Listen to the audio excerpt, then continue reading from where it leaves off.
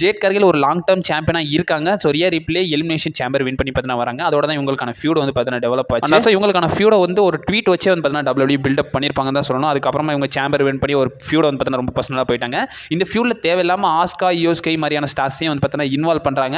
Most probably இதில் அவங்களோட involvement இருக்குமான்னு கேட்டிங்கன்னா பெரிய டவுட் தான்.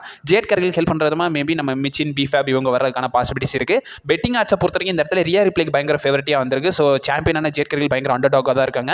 என்னோட ப்ரெடிக்ஷனை பொறுத்த வரைக்கும் WWE ரியா ரிப்ளே சைடு போவாங்கன்னு நான் நினைக்கிறேன். ஏன்னா வந்து பார்த்தீங்கன்னா ஜேட் கார்கில் பெரிய லெவல் சாம்பியனாக வந்து பார்த்தீங்கன்னா இம்ப்ரெசிவாக பண்ணல. கண்டிப்பாக ரியா ரிப்ளே சைடு WWE போவாங்களோன்னு யோசிக்க தோணுது. பட் இருந்தாலும் இந்த இடத்துல ஜேட் கார்கிலுக்கு வந்து பார்த்தீங்கன்னா இப்போ தான் WWE வந்து பார்த்தீங்கன்னா ஒரு 2 ஸ்டேபிள் வந்து பார்த்தீங்கன்னா கொடுத்துருக்காங்க. ஒரு ஸ்டேபிள் மாதிரி வந்து பார்த்தீங்கன்னா இவங்க ஃபார்ம் பண்ணி இப்போ வரைக்கும் கரண்டாக விட்டுருக்காங்க. அது ஓரளவுக்கு நல்லா இருந்தாலும் பெரிய லெவலில் இம்ப்ரெசிவாக இல்லை. இப்போ தான் ஸ்டார்ட் பண்ணியிருக்காங்க. ஸோ இதை கேரி பண்ணி போவாங்களான்னு ஒரு டவுட் இருக்குது. ஸோ ரியா ரிப்ளே ஜெயிக்கிறதுக்கும் வாய்ப்பு இருக்குது, ஜேட் கார்கில் ஜெயிக்கிறதுக்கான வாய்ப்பு இருக்குது. பட் இருந்தாலும் ஒருத்தர் சூஸ் பண்ணால் ஸோ நம்ம ரியா ரிப்ளே வந்து பார்த்தீங்கன்னா நியூ விமன் சாம்பியனாக க்ரௌன் ஆவாங்க.